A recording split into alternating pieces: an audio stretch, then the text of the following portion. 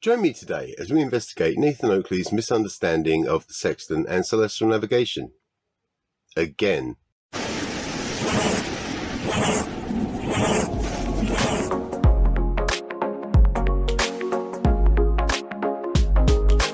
Hello, I am LimeyPlay, and thank you so much for joining me today.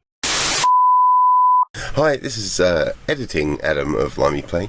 It is the Thursday, the 22nd of July, and yeah, I haven't put a video out at all this week because I've been just struggling with I've been making a mountain out of a molehill, kind of, I've been trying to put too much maybe into the video, but I do, I'm keeping a lot of the stuff I've done, like all the slides and stuff, which it takes a lot of time trying to piece this stuff together to make it kind of look smooth. But I re-recorded it yesterday after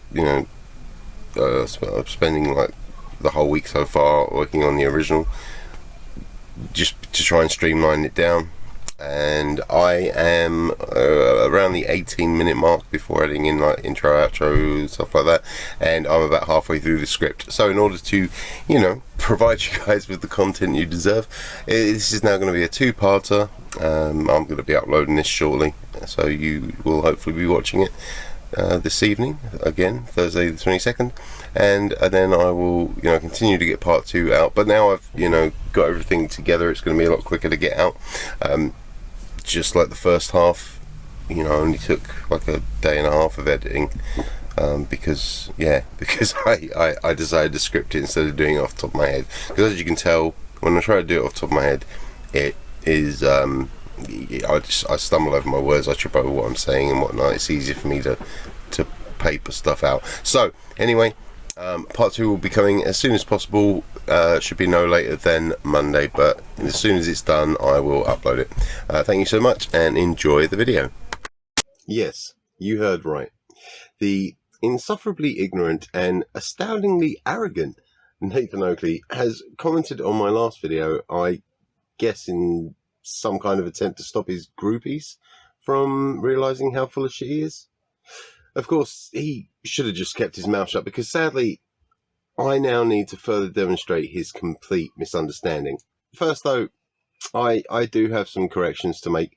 In my last video, I stated that the prime meridian was also known as the Greenwich hour angle. In truth, I had only just started studying celestial navigation in response to Oakley's original video, and I did misread this.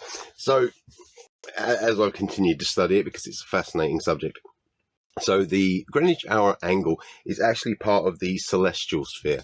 So you have, Earth's sphere, and you have your latitude and longitude and all that stuff, and then you have a sort of imaginary sphere around it that contains your reference points for all of the stars and celestial objects, planets, etc.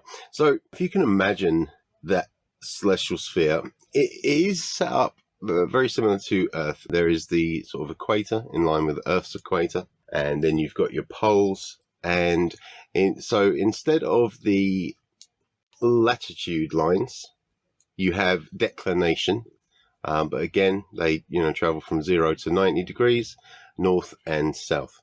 Then instead of the longitude lines, you start again at the prime meridian, but instead of it going out both ways as it does on Earth to the anti-meridian, it travels west up to the full 360 degrees. And when you find the object that you're referencing, that angle from the prime meridian to that object is your Greenwich hour angle. Again, I only started learning celestial navigation to try and show Oakley and his loyal subjects just how wrong they are. I will continue to learn everything I can on the subjects, as I'm thoroughly enjoying it. It's a very interesting thing to study. Next, I would like to welcome my newest patrons. Thank you all so much for supporting me and my content creation, and a massive thank you to Inquisitor Bacon, who joined at a level that gets him a personal shout out from me. Bacon, you've become a very valued friend to me. I truly appreciate you always being there if I need a chat, and for constantly supplying my Discord server with hilarious memes and funny videos to keep the day light. Yeah, you always brighten up my day, mate, and I really can't thank you enough. If you would like to support me and my content creation, please do consider joining me on Patreon, where you can become a member for as little as £1 a month. Alternatively, you can make a one-time donation via PayPal. There are also other ways that you can support my channel if you're unable to do so monetarily, as well as the channels of your favourite YouTubers, such as liking, commenting, sharing, and subscribing. Lastly, before we get started, I want to offer my most heartfelt thanks to each and every one of you. The channel cleared the 500 subscriber milestone last week, and it's currently sitting at around 557 subscribers, I think, at the time of this video. Yeah, I can't thank you enough. It still amazes me, and I'm so appreciative. Really, yeah, just thank you ever so much. Okay, well, after that long intro, let's get to the business at hand, showing that Nathan Oakley is nothing more than another flat earther who will cherry pick anything that he thinks he understands, just to try and push his own agenda. Sadly, he never does understand what he's talking about, and I guess luckily, as far as, you know, giving flat earth debunkers videos to dissect, he seems to be getting more and more daring in the information he chooses to misunderstand and misrepresent. Some of you will have seen last week's video where we exposed his lies and misunderstandings of celestial navigation, mainly in regards to the use of the sextant and how, as he claims, it supposedly could only work on a flat earth. Now, being a strong believer in the truth, I decided to make a video showing how wrong he and his minions are. And like any good Flerf, he left a rather lengthy comment. So let's dive in. I will begin with, playing the part of my video that he's referencing, because he did put timestamps on there. Sometimes it will be, be a bit that covers a few timestamps, and then we will read what he said, and yeah, I will do my best to respond. So let's start the first clip. Let's say that this is Earth. Now, for any Flerfs watching, I'm doing this in 2 dimensions at the moment, so you may have to just use your brains a little. Sorry for that. This line represents the equator. This dot represents the center of the Earth. This line goes from the center of the Earth to the equator and sits at 0 degrees. If we draw a straight line down through the center of the Earth, we connect the poles. The North Pole sitting at 90 degrees north, and the South Pole, funnily enough, sitting at 90 degrees south. Let's add another latitude line. Now we draw a line from the center of the Earth to the new latitude line, in line with where the first red line meets the equator. We have just created an angle. The measurement of this angle gives us our latitude measurement, which in the example is 40 degrees north. So to this one, he puts, step 1, assume a sphere with latitude lines. No assumption needed, Nathan. Latitude lines are measured using an internal angle from the center of the Earth. They work because the Earth is a sphere, and they have withstood the test of time with no problems whatsoever. He then says, step 2, draw an imaginary line derived from the movement of the sun. The equator is determined by being the halfway point between the north and south poles. The movement of the sun is not needed there. I'd say I'm surprised that you even fail to understand this simple premise, Nathan, but I'd be lying. Step 3. Assume a center for a debunked radius. Please do let me know how you have debunked the radius of the Earth, because there are many ways that we can calculate it, and I'm positive that you haven't debunked any of them, let alone all. Try this yourself, Nathan. Measure the angle of a shadow cast by a meter stick from the sun at exactly the same time. Have a friend do so in their different location. Subtract the angle measurements to get the difference. You will also need to know the distance between the 2 points in kilometers. It doesn't matter which way round you subtract the angles to get the angle difference, but just use the positive number. So if you subtract the bigger number, larger number from the smaller number, ignore the minus. Now let's call the angular difference A and the distance D. A divided by 360 equals the same as D divided by X, where X is the value that we wish to know and is the circumference of the Earth. To solve for x, we would do d divided by the sum of a divided by 360. Now, we know that the circumference of a circle or sphere is c circumference is equal to 2 pi r radius.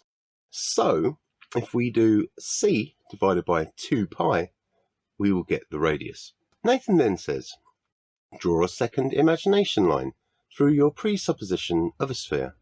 Bingo, you conjured an angle in the centre of a sphere, lol. The angle is how we determine the line, Nathan, not the other way around. How exactly are they done on a flat earth? It would seem that, going by your comment here, that you find the angle being in the centre of the sphere somehow amusing.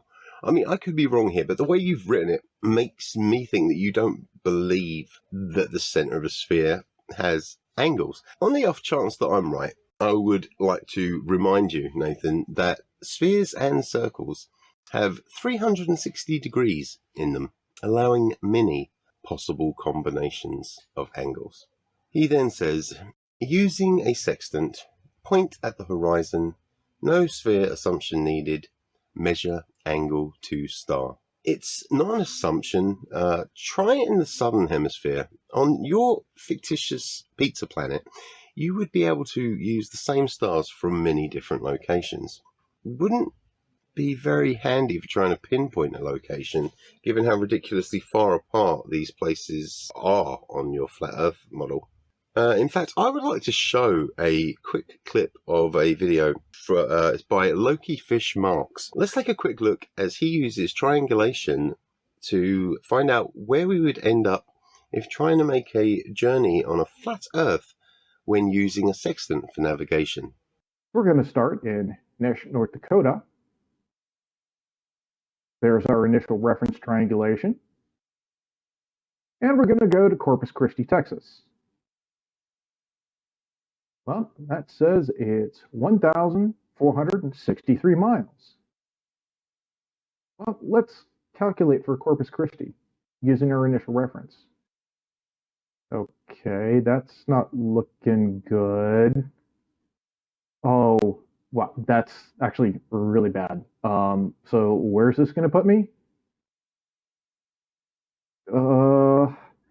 Okay, so you miss Texas.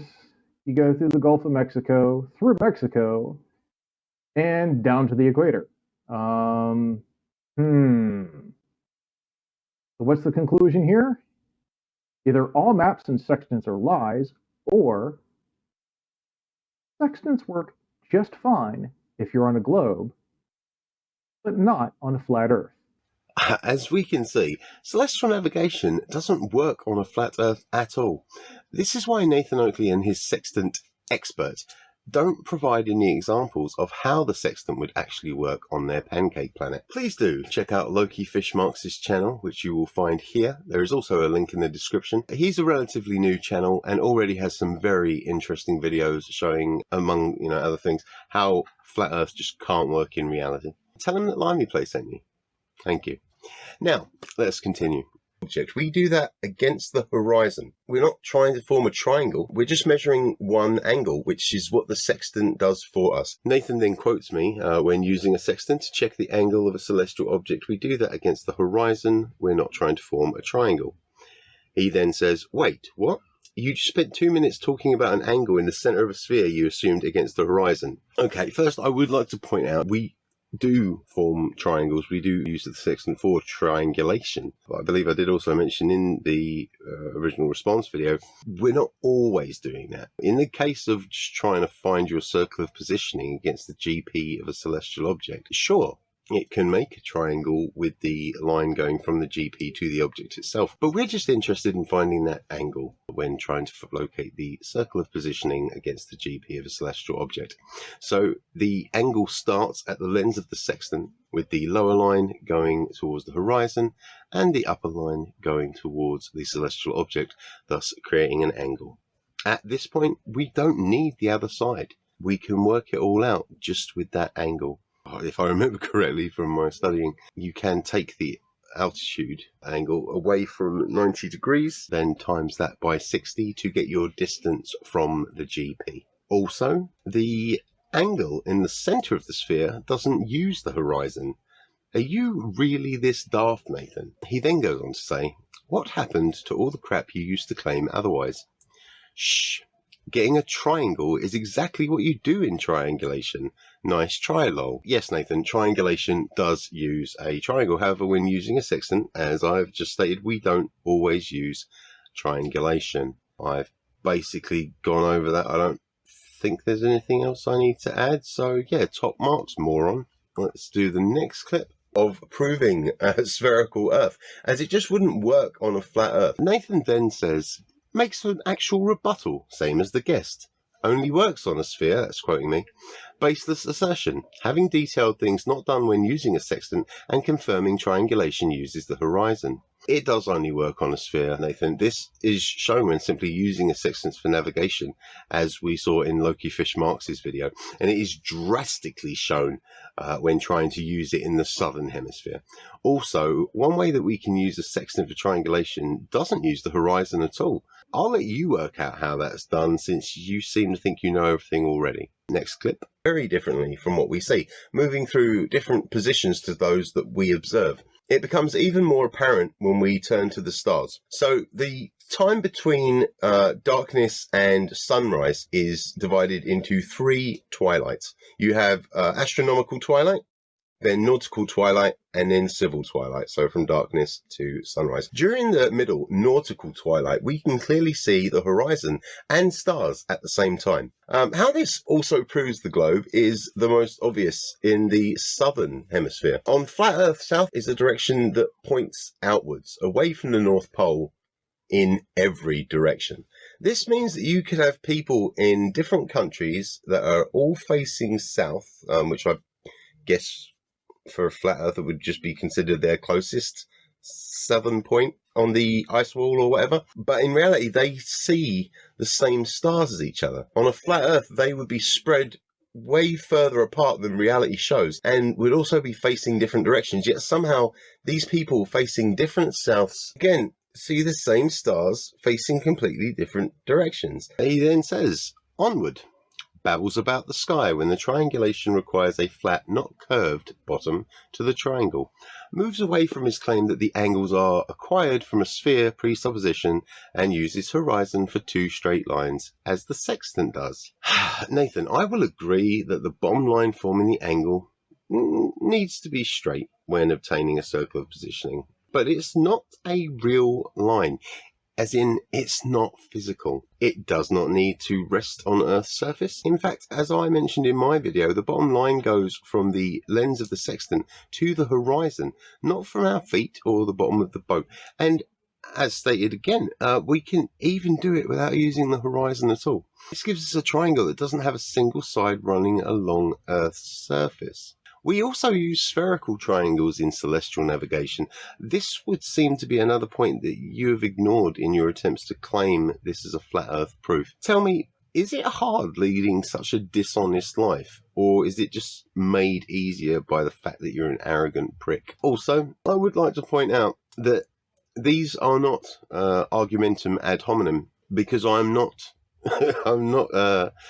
attacking your character instead of destroying your argument. I'm doing both. As for your whole presupposition, that is argumentum ad nauseum. Basically the same as everything you say. Yeah, I guess that will do for today's video. If you haven't already, please do smash that like button, subscribe and ring the notification bell.